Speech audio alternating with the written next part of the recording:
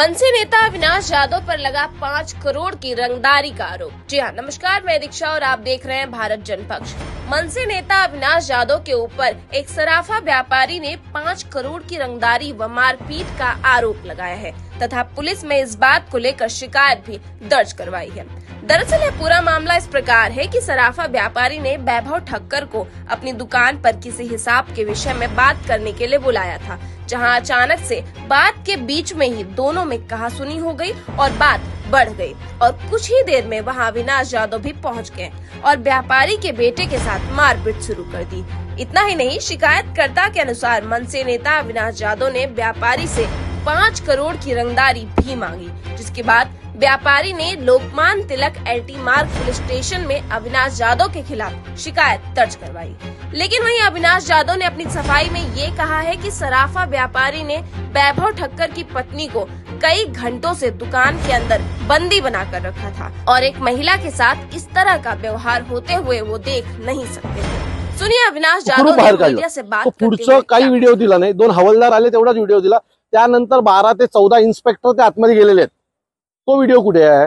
त्या मुलीला बाहेर घेऊन आले ते कुठे आहे? त्या सराफाला पकडून पोलीस घेऊन गेले, तो व्हिडिओ कुठे आहे? मुळात दुसरी गोष्ट की त्या सराफावर ज्याने माझ्यावर गुन्हा दाखल केलाय त्या सराफावर देखील गुन्हा दाखल झाला, किडनॅपिंगचा डांबून ठेवण्याचा गुन्हा त्या सराफावर पण दाखल झालाय। त्याच्या बाबतीत कुठेच वाच्यता नाहीये। खरी घटना काय होती? मी तिथे का गेलो? मी त्या मुलीला आतमध्ये, त्या मुलीला आणि मुलाला आतमध्ये कोंडून ठेवले म्हणून गेलो ना। सो घटना ती असली पाहिजे ना, घटना मारहाणीची कशी होऊ शकते? मग त्या मुलीला आतमध्ये जे कोंडून ठेवलं होतं त्याला पोलिसांना महत्व वाटलं नाही का? खरा 5 कोटी आकडा जो आला ना तो कसलाय माहितीये का तुम्हाला लोकांना? हे दोघं भाऊ, चुलत भाऊ, म्हणजे जो SK डेव्हलप गोल्डवाला आणि हे दोघंही मोठे गोल्ड व्यापारी आहेत, बरोबर आहे? हे दोघे सख्खे भाऊ आहेत, म्हणजे सख्खे म्हणजे चुलत रिलेटिव्ह भाऊ आहेत। हे मागच्या अनेक वर्षापासून व्यापार करतात। या व्यापाऱ्याने त्याला 5 कोटी रुपये, त्यांचा 1 दिवसाचा धंदा असतो, सकाळी गोल्ड विकत घेतात, संध्याकाळी विकतात, बरोबर आहे? सो 1 दिवसाचा व्यापार असतो, त्यासाठी त्याला सकाळी 5 कोटी रुपये दिले होते आणि संध्याकाळी ते परत करणार होता। संध्याकाळी ते पैसे परत झाले नाहीत, त्यातून तो वाद सुरू झाला आणि तो जो वैभव म्हणून व्यापारी आहे त्याच्याकडे याची रेकॉर्डिंग आहे, हा मैंने 5 करोड़ रुपया लिया है और कल सवेरे रिटर्न करता हूं, अशी रेकॉर्डिंग आहे। पण पोलिसांनी यातलं काहीच ऐकलं नाही। 5 कोटीची खंडणी हा आकडा आलाय। खरं मी ही सगळी प्रेस कॉन्फरन्स घेऊन या सगळ्या गोष्टी, त्या वैभवचा आणि त्याचा चॅट तोही दाखवणार आहे।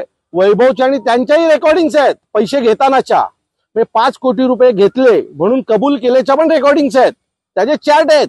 तो जो 5 कोटीचा आकडा आहे ना, ह्या दोघा भावांमध्ये झालेला व्यवसाय त्यातला तो आकडा आहे। आणि हा माणूस जो शैलेश जैन आहे त्याचा या प्रकरणाशी काहीच घेणं देणं नाहीये। या प्रकरणाशी शैलेशचा भाऊ संजय त्याचा विषय आहे तो संजय पण गायब राहिला बाजूला। पोलिसांनी ही खेचून खंडणी माझ्या विरोधात बसवलेली आहे। याच्यात एका खूप मोठ्या राजकीय नेत्याचा हात आहे। ज्या पोलीस स्टेशनला मी दुपारी 4 वाजेपर्यंत, म्हणजे मुळात असं आहे की त्या मुलीला पोलीस स्टेशनला मी घेऊन गेलो। आपण असं म्हणताय, म्हणजे कालही म्हटलं होतं की हे राजकीय दबावापोटी हे सगळं हो, त्याच्या मागचं कारण मी सांगतो। कारण ज्या वेळेला मी ज्यावेळेला पोलीस स्टेशनला गेलो त्यावेळेला सिनियर इन्स्पेक्टरनी मला चहा विचारली, जेवण विचारलं आणि तो सिनियर PI संध्याकाळी 9 वाजता माझ्यावर गुन्हा दाखल करतो। मी आरोपी होतो ना तुमच्या दृष्टीने। मग मला चहा, जेवण बिवण सगळं विचारलं। रात्री काय घडलं असं? त्या मधल्या 4 तासामध्ये तुम्ही ज्या केबिन मध्ये तुम्ही DCP बसला होता, घडलं काय? कोणाचे फोन येत होते? तो व्यापारीला सतत बाहेर काढून हा सर म्हणून तुम्ही कोणाशी बोलत होतात? याचा खुलासा देखील पोलिसांनी।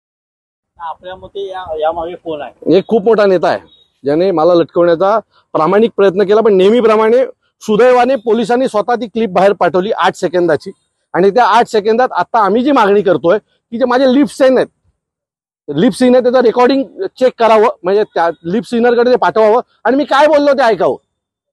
आपण नाव का नाही घेतले राजकीय? मला असं वाटतं की मी आज कोर्टात गेलोय, माझी जामीन होऊ द्या, मी प्रेस कॉन्फरन्स घेऊन सगळं सांगेन ना। माझ्याकडे प्रूफ आहेत। 5 कोटी रुपये कशा आकडा आला तेच दाखवीन ना मी।